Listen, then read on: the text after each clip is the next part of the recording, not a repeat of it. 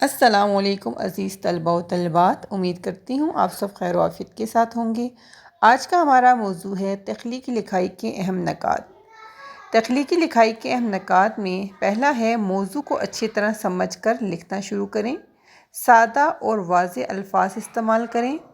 جملے مختصر اور آسان ہوں۔ اپنے خیالات کو ترتیب سے بیان کریں، یعنی ابتدائی حصہ، درمیان اور اختتام۔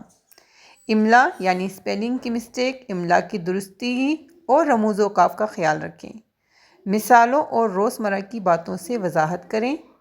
غیر ضروری لمبائی سے بچیں۔ تحریر صاف، بامعنی اور دلچسپ ہو۔ اچھی تخلیقی لکھائی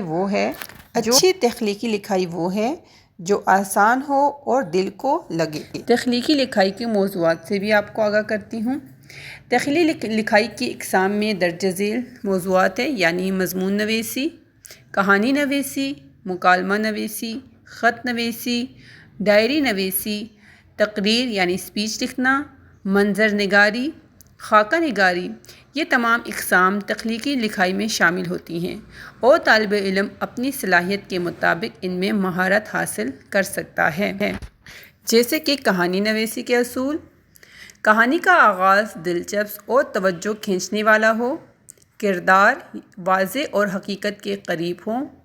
واقعات میں ترتیب اور تسلسل ہو۔ کہانی میں مسئلہ اور اس کا حل ضرور شامل ہو۔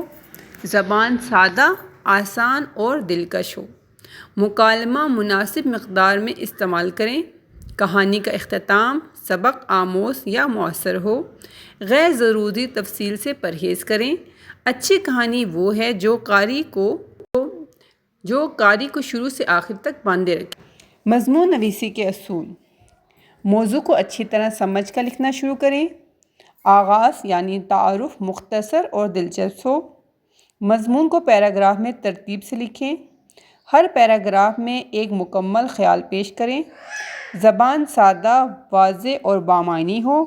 مثالوں اور دلیل سے وضاحت کریں۔ غیر ضروری تکرار اور لمبائی سے بچیں۔ اختتام جامع اور مؤثر ہو۔ املا اور رموز اوقاف کا خاص خیال رکھیں۔